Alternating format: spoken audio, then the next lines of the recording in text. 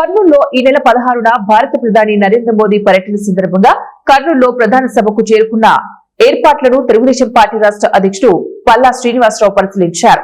నరేంద్ర మోదీ చారిత్రాత్మకమైన కర్నూలులో విచ్చేసిన నేపథ్యంలో ప్రధాని పర్యటన విజయవంతం చేయాలని పిలుపునిచ్చారు.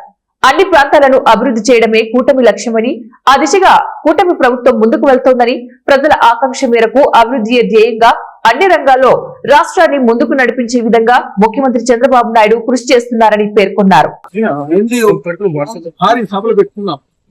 ఒకటి కడపలో మహానాడు సందర్భంగా, అలాగే ఉమ్మడి అనంతపురంలో సూపర్ 6 సూపర్ హిట్ అనే భారీ బహిరంగ సభ పెట్టుకున్నాం.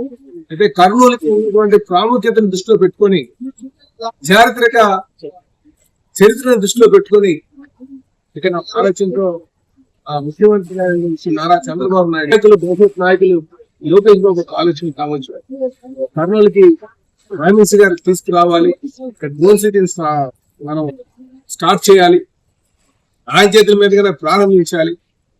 అలాగే ఈ జిఎస్టి సంస్కరణ సందర్భంగా చెప్పాలంటే జిఎస్టిని మరి మీకు 2 స్లాబ్ల కింద 5 స్లాబ్లు ఉండేది, 5 స్లాబ్లు కాస్త 2 స్లాబ్లు చేయడం చాలా మందికి చాలా సంతోషంగా ఉన్నారు. అటు వ్యాపారస్తులు కావచ్చు, ఇటు ప్రజలు కావచ్చు.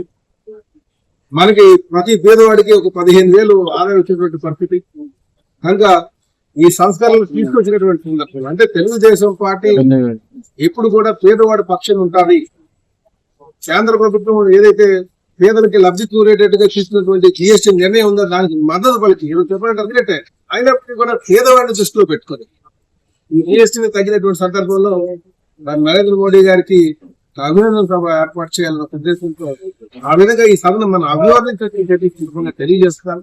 ఈ సభని భారీగా నిర్వహించి విజయవంతం చేయబోతున్నాం. దానికి మా నాయకులందరూ కూడా చాలా, మా పార్లమెంట్ అధ్యక్షులు కావచ్చు, మా ఎంపీ గారు కావచ్చు, మా శాసనసభ్యులు కావచ్చు, మా స్టేట్ బాడీ మెంబర్స్ కావచ్చు, ఉమ్మడి కర్నూలు జిల్లా ప్రజలందరికీ కూడా మనం చాలా ఉత్సాహంగా ఉన్నారు.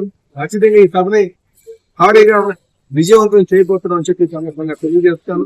అలాగే మాకు మీ ద్వారా కూడా మేము కర్నూలు ప్రజానికానికి అందరికీ కోరుతున్నాం.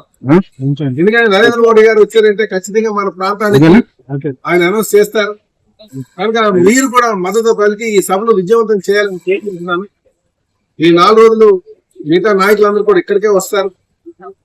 ఉమ్మడి పార్టీ నాయకులందరూ కూడా చాలా ఉత్సాహంగా ఉన్నారు. ఖచ్చితంగా ఈ సభను విజయవంతం చేస్తామని చెప్పి తెలియజేస్తూ ప్రతి ఒక్కరికి కూడా నేను ధన్యవాదాలు తెలియజేస్తాను. మోడీ బీజేపీ నేతలు రాయలసీమ డిక్లరేషన్ ఈ ప్రజాస్వామ్యం, మనకి ప్రజాస్వామ్యంలో అందులో మా పార్టీ కూడా పూర్తి ప్రజాస్వామ్యం, లేకపోతే బీసీకి ఒక పార్టీ అధ్యక్షుడు అవుతాం. ప్రజాస్వామ్యానికి విలువ ఇచ్చేటువంటి నాయకులు చంద్రబాబు నాయుడు గారు, అలాగే ఉమ్మడి పార్టీ నాయకులు, కూటమి నాయకులు ఒక్కొక్కరికి ఆలోచన ఉంటుంది.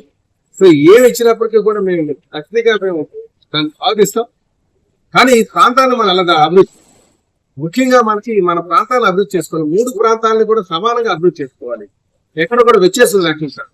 నేను చెప్తాను కదా, మీరు చూసుకోండి, గత 15 నెలలుగా మనం కూటమి పార్టీ ఉంది. ఈ రోజు ప్రపంచ